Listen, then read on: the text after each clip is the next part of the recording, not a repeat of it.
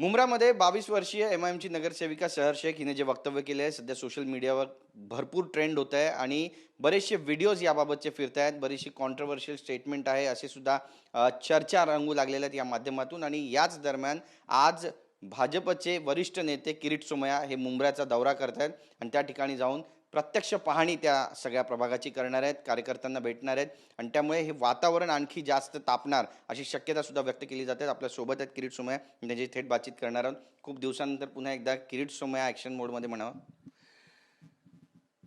गेले काही वर्ष जो अनुभव मी केला आहे तो दिल्ली आणि देवेंद्र फडणवीसला पण माहिती दिली.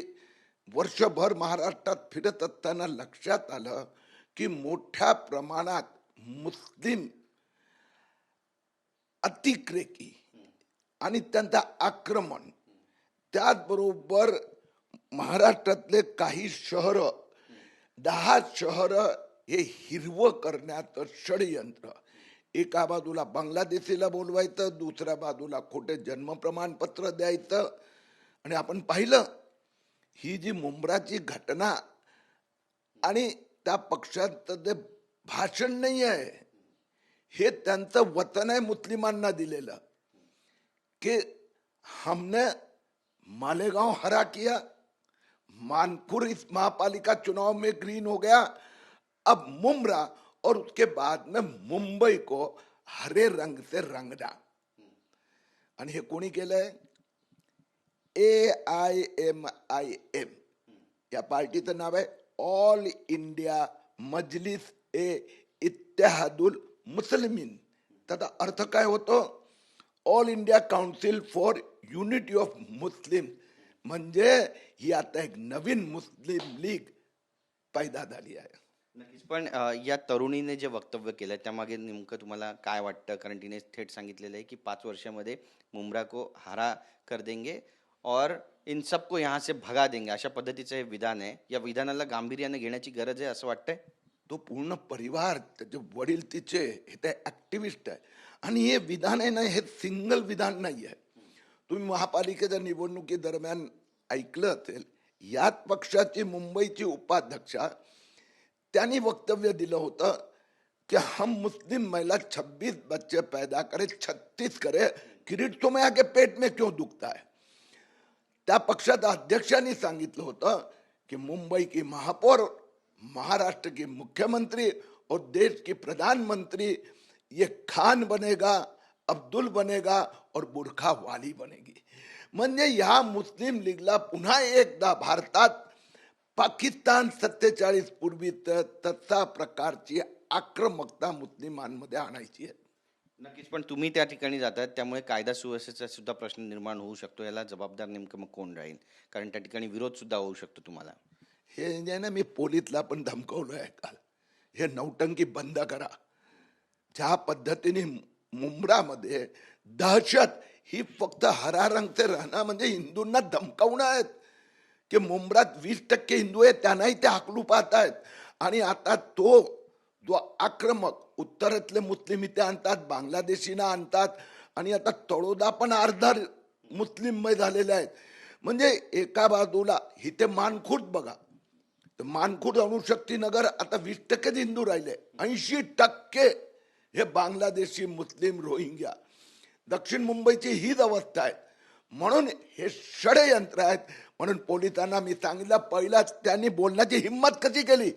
हा छत्रपती शिवरायाचा महाराष्ट्र आहे, इथे भगवा भगवा. तुम्ही मुंब्रा पोलीस ठाण्यात जातात, काय नेमकी मागणी करणार आहात आणि या मागणीचा पाठपुरावा कशा पद्धतीने करणार? आधी त्या पोलीस ऑफिसरला जाब विचारणार आहोत, मुंबईचा महाराष्ट्राचा नागरिक म्हणून त्यांनी काय कारवाई केली. ह्यांनी धमकी दिली आहे हिंदूंना कि हम 5 साल में बाकी बचा मुंब्रा भी इस्लामीकरण करणार, हरा रंग से भर देंगे. हिरवं झाड नव्हते लावायला निघाले. तर अशा प्रकाराने धमकवणाऱ्या भाषण करणाऱ्यांवर कारवाई अजूनपर्यंत पोलिसांनी का नाही केली. ते तर भविष्यात म्हणू शकतं की आम्ही हिरवा रंगाचा अर्थ झाडाची पण होऊ शकतो, आम्ही तिथे वृक्षारोपण करू इच्छितो, असं पण ते म्हणू शकतात. बरोबर आहे. हम हरा कर देंगे इंशाअल्लाह, अल्लाह की हमारे पे कृपा है. हे कुठले 12वीत की ती जी शहर शेख आहेत सुशिक्षित आहेत, तिथं कॉलेजमधलं वाक्य नाही आहे. एक नगरसेविका, तिचे वडील एक पॉलिटिशियन आणि पार्टी कुठली, मॉडर्न मुस्लिम लीग म्हणून, आणि भाषण तर जे वाक्य आहेत त्याचा अर्थ आहे की आम्ही पूर्ण मुंब्रा मुस्लिम करणार इस्लाम, आणि ते मालेगाव झालं. आम्ही उदासीन राहिलो. मानखुर्द हीच अवस्था आहे. दक्षिण मुंबई सगळे गिरगावकर रिकामं करून, कालबादेवीचे लोक रिकामं करून निघतायत, आणि मुंबईला 2050 पर्यंत मुस्लिम मुंबई करण्याचं षडयंत्राचा हा एक भाग आहे. नक्कीच. तुम्ही इंटरस्टेट स्कॅम बद्दल पण एक ट्विट केलेलं आहे बर्थ सर्टिफिकेट संदर्भातलं, ते किती गंभीर विषय आहे? तुम्हाला मी मालेगावचं उदाहरण देतो. जे बनावटी जन्म प्रमाणपत्र घोटाळा मालेगावमध्ये 3977, आता जो नवीन घोटाळा समोर आलेला आहे त्यांनी पूर्ण जन्म नोंद जो पोर्टल आहे CRS पोर्टल तेच हॅक केलं. 1,00,000 नावं परस्पर त्यात टाकली गेली आहेत. यवतमाळ जिल्ह्यात गावाची लोकसंख्या 16 आहे आणि नाव रजिस्टर झाली 27,397. हे सगळं लिंक आहेत. हे एक इंटरनॅशनल षडयंत्र आहेत, आणि त्यामुळे मी देवेंद्र फडणवीस मुख्यमंत्र्यांना पण विनंती केली आहे, याच्यावर अधिक लक्ष देणे आवश्यक आहे. नक्कीच. एक राजकीय प्रश्न तुम्हाला विचारायचा आहे. महानगरपालिकेच्या निवडणुका झाल्या, आता मनसेची शिवसेनेसोबत KDMC मध्ये युती झाली आहे. संजय राऊत म्हणतात की मनसेनं अशा पद्धतीनं युती करायला नको पाहिजे होतं.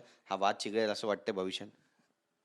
खरं म्हणजे मला एक समजत नाही, एक संपलेली पार्टी, सॉरी मराठी सुधारतो, संपवलेली, हे उद्धव ठाकरे आणि संजय राऊतनी मिळून राज ठाकरेचा MNS ला संपवली ना, मग त्या गद्दारी करणारा संजय राऊतला काय अधिकार आहे? हो, छोट्या भावाचा पाठीत खंजीर कोणी खुपतलं?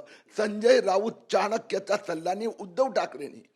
ते संपवलेली पार्टी, आणि एक महाराष्ट्रातली पार्टी, मुंबईत पण नाही, फक्त लालबाग, परळ आणि त्या काही वस्त्यांपुरती मर्यादित झालेली उद्धव ठाकरे सेना, यांना जास्त महत्व द्यायची गरज नाही आहे. नक्कीच. दावोसला आहेत महाराष्ट्राचे मुख्यमंत्री, आपले उद्योगमंत्री उदय सामंत पण तिथेच आहेत. त्यांनी काल एक सूचक वक्तव्य केलेले. बरेचसे MOUs महाराष्ट्रामध्ये आल्यानंतर आपल्याला साईन करायचे आहेत. याचा नेमका कसा अर्थ काढायचा? कारण आणखी जास्त इन्कमिंग वाढणार आहे असं म्हणा. असं आहे की दावोस एक इंटरनॅशनल प्लॅटफॉर्म तयार झाले, एक ठिकाण. जर आपण जत्रा भरते येतो तर तिथे जगातले विभिन्न राज्यांचे अधिकारी, सत्ताधारी आणि इंडस्ट्रियलिस्ट एकत्रित येत आहेत. आपल्याकडे महाराष्ट्रात उद्योग घेणार, त्यात आपण प्रयत्न मोदी सरकारचा हा असतो की भारतीय पण जॉईंट व्हेंचर असावं. म्हणून भारतातले उद्योजक आणि फॉरेनची टेक्नॉलॉजी, हे दोघांचं मिळून आता आपलं लक्ष आहे तिसरी मुंबई.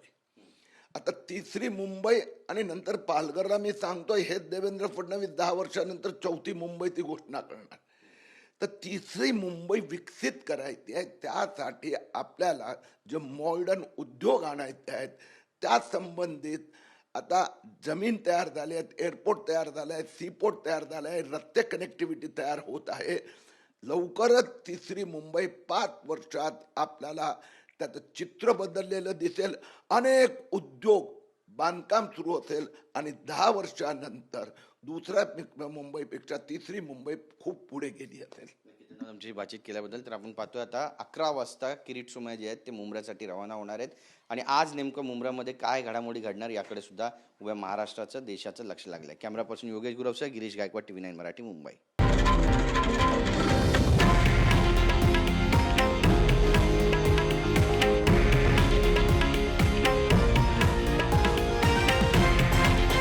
हे आहे देशातील नंबर 1 न्यूज नेटवर्क, आणि आपण पाहत आहात TV9 मराठी, एकमेव.